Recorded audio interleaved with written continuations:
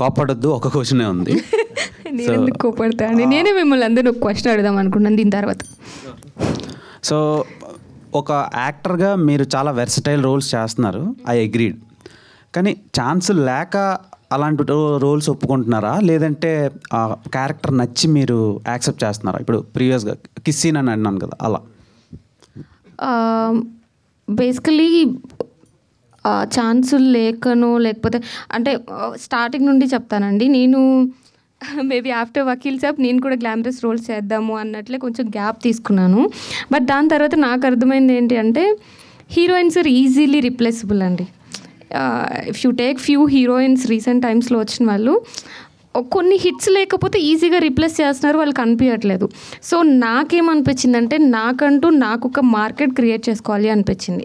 ఆ market create చేసుకోవడానికి ఉన్న ఒకే ఒక వే మంచి ఫిల్మ్స్ తీసి ఓకే ఈ అమ్మాయి అనన్య ఫిల్మ్ చేస్తుంది అంటే there something in that film అని చెప్పి నన్ను నేను ప్రూవ్ చేసుకోవాలి అని అనుకున్న ప్రాసెస్లో చేస్తున్న ఫిల్మ్స్ అండి ఇవన్నీ. అలాగని చెప్పి గ్లామరస్ రోల్స్ చెయ్యరా అనన్య గారు అంటే చేస్తాను, but I will take some time. Maybe నాకు ఒక మార్కెట్ క్రియేట్ అయిపోయిన తర్వాత అప్పుడు మేబీ ట్రై చేస్తాను. That's the thing. Okay, thank you. Me question. నా క్వశ్చనా, మీ అందరికీ ట్రైలర్ ఎలా అనిపించింది ఆనెస్ట్గా చెప్పండి. ఎవరెవరి చేతిలో మైక్లు ఉన్నాయో వాళ్ళు ఫస్ట్ మాట్లాడాలి. వాళ్ళు మీరే ఆబ్వియస్గా మీ చేతిలోనే మైక్ ఉంది, ఆనెస్ట్గా చెప్పండి. నేను కొంచెం ఒక 2 సీన్ల దగ్గర కొంచెం భయపడ్డాను. ఇంకా మీ నుంచి పొట్టేల తర్వాత ఇంకొంచెం హాట్నెస్ని మేము ఎక్స్పెక్ట్ చేసాం, అది కనిపించలేదు. కనిపించలేదు, సినిమాలో ఉంటుందేమోనని చిన్న హోప్. ఓకే. అండ్ సలోని గారిని చూసి షాక్ అయ్యాం. Okay, super. And background score బాగుంది. ఓకే. ఓవరాల్గా ట్రైలర్ చాలా నచ్చింది అంటున్నారు. అంటే మీ అంత నచ్చలేదు కానీ నచ్చింది. Thank you. అండ్ అనన్య గారు, ట్రైలర్ ఎలా ఉందని అడిగారు కదా, March 15 సినిమా చూసేంత బాగుందని చెప్పాలని ఉంది. చెప్పేసా కదండి.